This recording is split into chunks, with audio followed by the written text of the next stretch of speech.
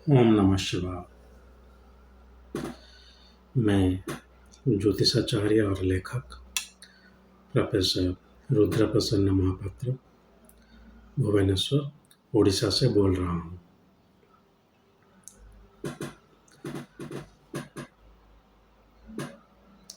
आज जो विषय के ऊपर मैं चर्चा करने वाला हूँ वो है उच्च भंग। आप लोग नीच भंग के बारे में सुने होंगे। नीच भंग राजयोग, ठीक उसी तरह उच्च भंग विषय योग आप बोल सकते हैं। लेकिन ये है क्या? जैसे नीच भंग होता है ऐसे उच्च भंग होता है क्या? तो उसके बारे में आज चर्चा करने वाला हूँ। ये वीडियो मैं अंग्रेजी में बना चुका हूँ। अगर आप देख चुके हैं तो ये जो वीडियो अभी मैं बना रहा हूँ वो आपके लिए ठीक नहीं है, कोई ज़रूरत नहीं है। चलिए शुरू करते हैं। कोई भी जातक में अगर उच्च का ग्रह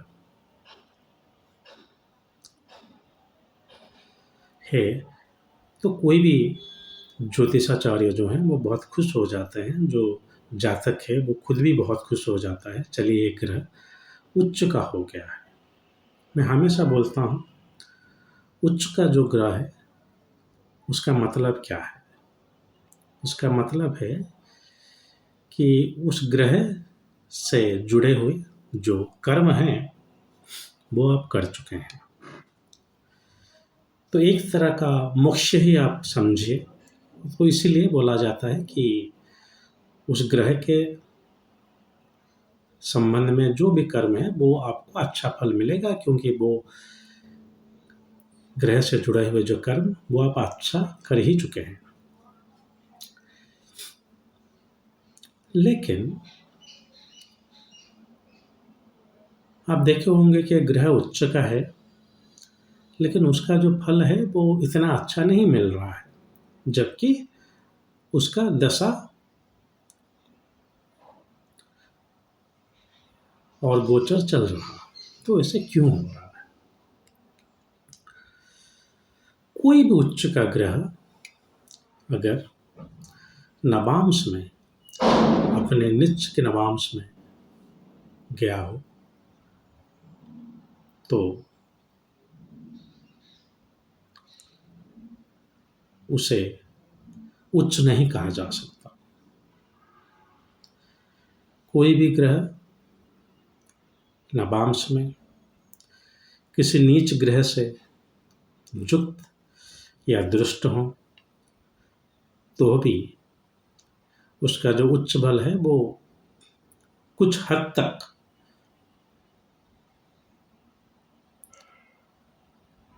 क्षुण्ण हो जाता है।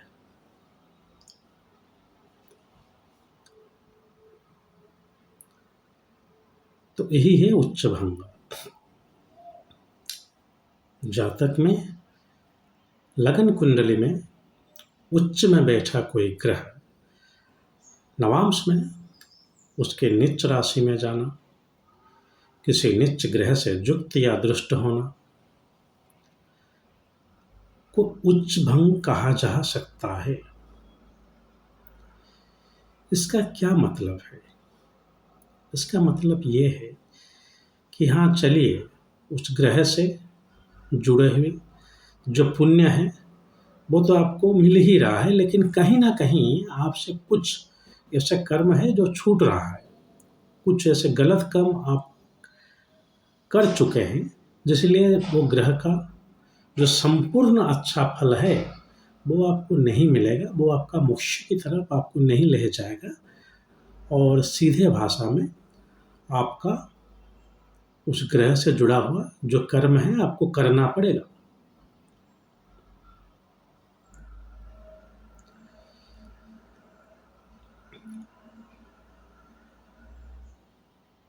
लेकिन आप अगर नवांश को नहीं देखते हैं, सिर्फ ग्रह को देख के बोल देते हैं कि उच्च हो गया, तो ये तो जरासर गलती है, क्योंकि बिना नवांश में तो जातक देखा ही नहीं जा सकता। लेकिन जब आप देखते हैं, अगर किसी ग्रह का ऐसी स्थिति में आ जाना, वो उच्च भंग कहा जाता है। जिसका मतलब ये है कि जो ग्रह का अच्छा फल है वो आपको नहीं मिलेगा। तो जब भी कोई ग्रह जातक में उच्च है, आपका दूसरा नज़र हमेशा नवांश पर होना चाहिए। उच्च का तो ग्रह हो गया, लेकिन नवांश में कहाँ पे? अपने शत्रु भाव के नवांश में जाना भी कुछ हद तक उच्च क्षय माना जा सकता है, लेकिन अगर वो आपका नीच के नवांश में जा रहा है या नीच ग्रहों से युक्त या दुष्ट है, तो ही आप उसको उच्च भंग बोल सकते हैं।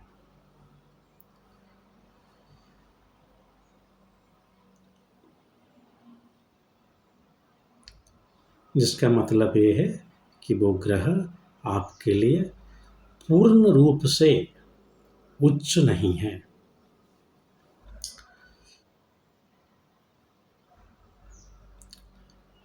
वहाँ पे अगर वही ग्रह अपने खुद की राशि में कोई शुभ ग्रह से युक्त या दृष्ट या वर्गोत्तम भी हो रहा है, तो चलिए बहुत ही अच्छा है।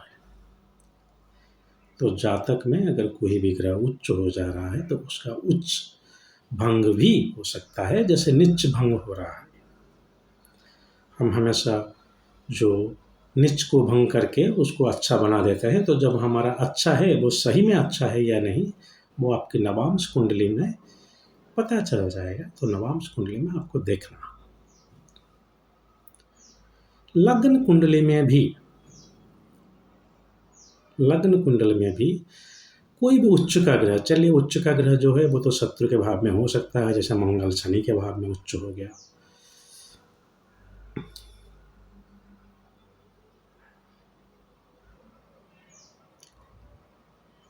तो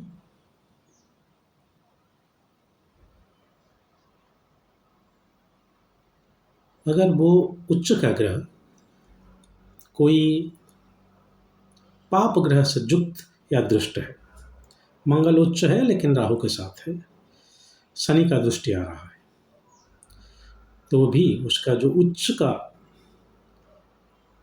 गुण है वो कुछ हद तक हानि हो रहा है।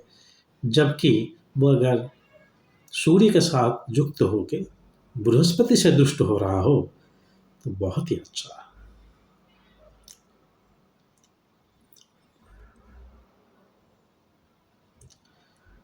तो इसी तरह आप हमेशा याद रखिए, कोई भी ग्रह अगर उच्च हो, वो पूर्ण रूप से उच्च है कि नहीं उसको देख लेना है। ये आपको देख लेना है कि उच्च अगर वो ग्रह हो रहा है तो पाप ग्रह से दुष्ट या युक्त हो रहा है लग्न में या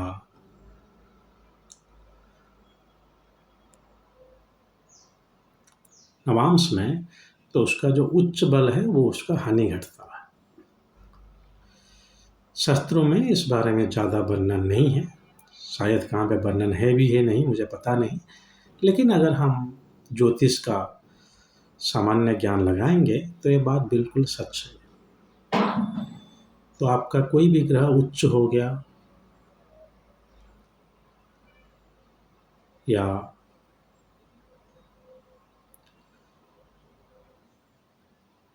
उच्च की नवांश में गया है, तो भी उच्च की नीच के नवांश में गया है तो ही उसका भाव हानि हो सकता है। और एक चीज़ मैं यहाँ पे बता देना चाहता हूँ, कोई ग्रह अगर नवांश में आपके उच्च के नवांश में गया होगा, तो भी उसका वो उच्च ही का माना जाएगा। जैसे बृहस्पति अगर कर्क के नवांश में गया है तो नवांश में उच्च ही है, लगन में देखना पड़ेगा वो कहाँ पे है। तो जब हम उच्च या नीच देखते हैं, हमेशा लगन और नवांश दोनों को देखना चाहिए। नवांश लगन कुंडली का तरह ही है, तो यहीं पे अगर आप मिला के देख लेंगे तो आपका पता चल जाएगा सही में उच्च है या नहीं। और उच्च तब होगा जब उस भाव से संबंधित, उस ग्रह से संबंधित जो कर्म है आप सब अच्छा कर चुके होंगे।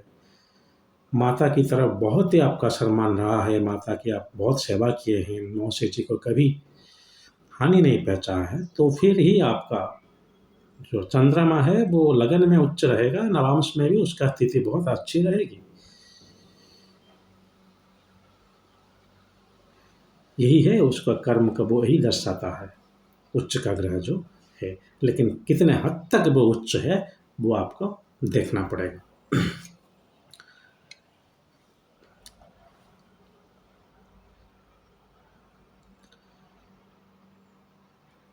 चलिए उच्च बल के ऊपर किसी और दिन बात करेंगे। उच्च बल और नीच बल, आज के लिए मैं जो बोलना चाहता था बस इतना ही। कुछ अनुरोध करना चाहूँगा आपसे, अगर आप मुझे जातक दिखाना चाहते हैं तो कृपया मेरा जो वेबसाइट है वहाँ विज़िट कीजिए। वहाँ पे सब विस्तृत में बताया गया है, आप उसको देखकर अगर आपको सही लगता है तभी मुझे संपर्क करें, अन्यथा आपका और मेरा समय बर्बाद ना करें। अगर आपको वीडियो अच्छा लग रहा हो उसको शेयर करें, हो सके तो कुछ डोनेशन भी आप कर सकते हैं।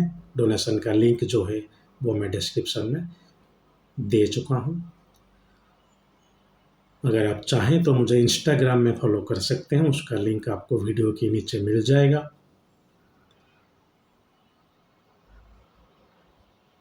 और अंत में जो मैं हमेशा बोलता हूँ, अगर आप ज्योतिष करना चाहते हैं, ज्योतिष सीखना चाहते हैं, तो कृपया उस ज्योतिष को आप खुद को समर्पण करें।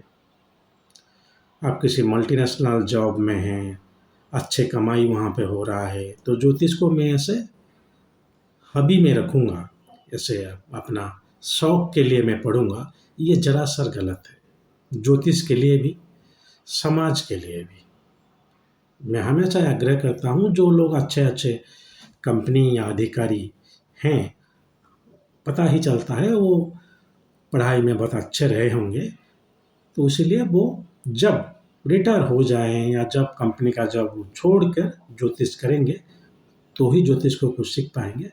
जब तक आप ऐसे शौकिया तौर पर ज्योतिष करेंगे,